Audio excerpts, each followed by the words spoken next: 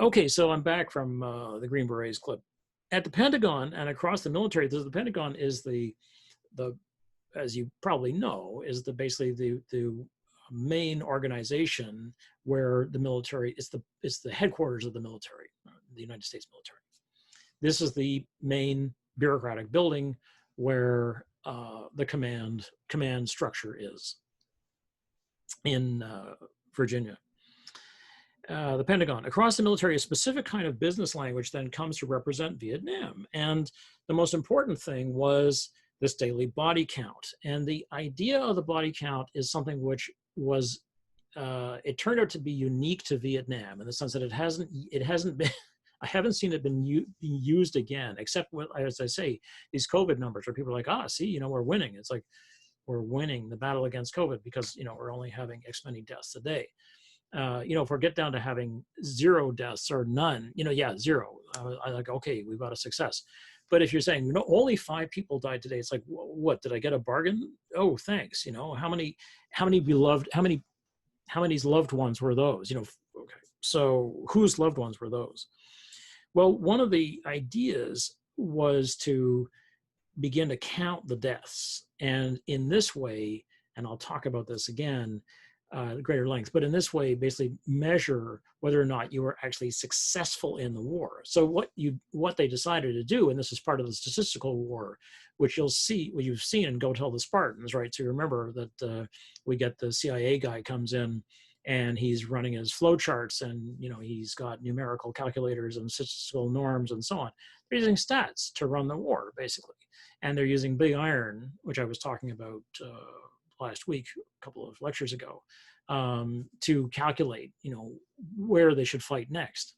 So the incident flow priority, the incident flow, what does he call it? The incident flow indicator that he puts up over the door, and indicates, which is in danger, and the major is like, no, you've got that right. He knows already. He's on the ground. He knows. But the idea is that if you're killing, so let's say you count the Vietnamese, every unit counts the Vietnamese they've killed today. Whether or not they're actually Viet Cong or North Vietnamese, who knows? They killed Vietnamese, right? So they count up all the dead that they've got today. And they send a number in, and the number is collected at a central point.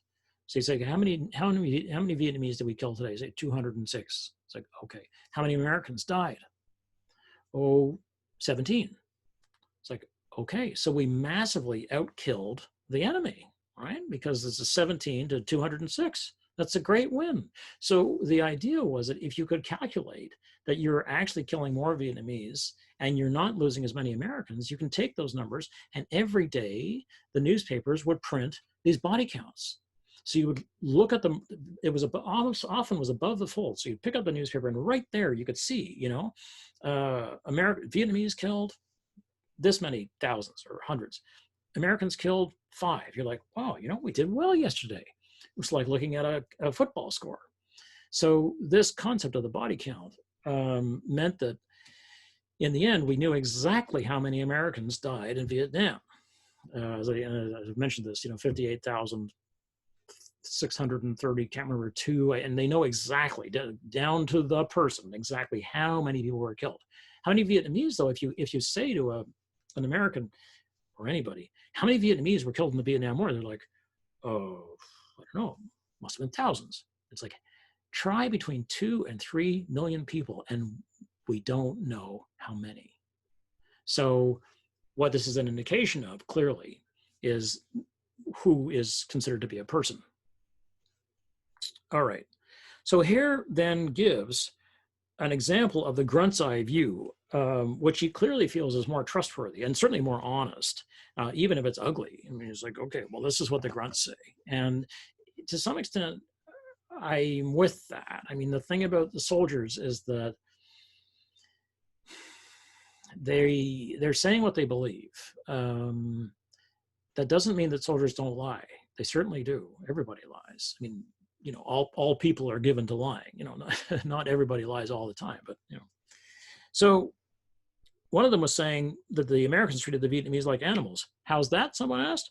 Well, we do to animals. Kill them and hurt them and beat on them, and so we can train them. Shit, we don't treat the dinks no different than that.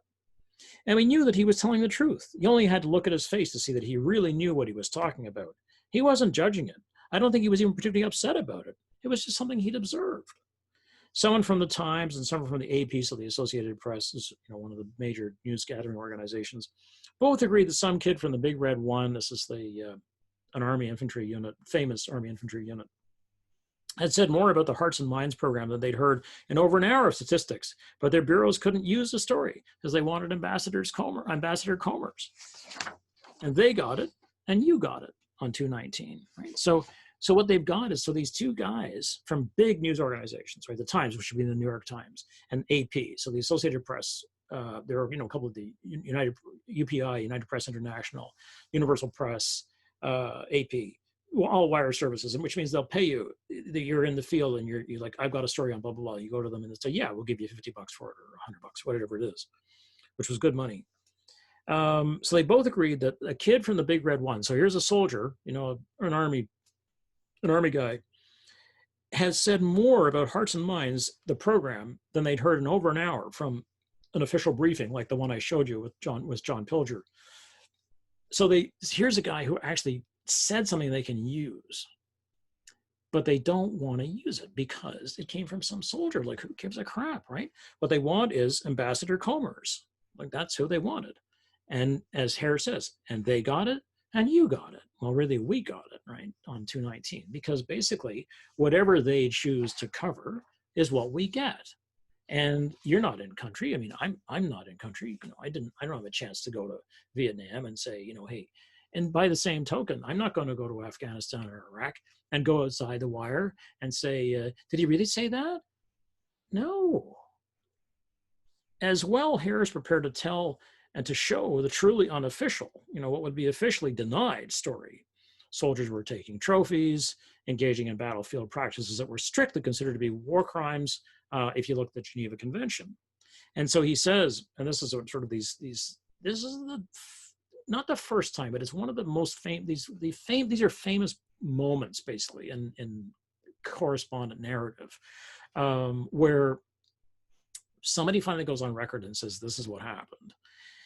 There were hundreds of these albums in Vietnam, thousands, and they all seem to contain the same pictures. The obligatory Zippo lighter shots of this. Remember, this is the guy, flicking a Zippo lighter, holding it up to the thatch of the hut, because it was practice. This is what was done. The severed head shot, the head often resting on the chest of the dead man or being held up by a smiling Marine, or lots of heads, arranged in a row, with a burning cigarette in the mouth of each, the eyes open. The one we were looking at now, the dead Viet Cong girl with her pajamas stripped off and her legs raised stiffly in the air. No more boom boom for that, Mama-san, the Marine said. The same tired remark you heard every time the dead turned out to be women. I was thinking about sending some of them to the Stars and Stripes. You think the Stripes would run them? Well, we were laughing now. What could you do? At least the pictures didn't rot on page 198 to 199. So here is the horror book, right?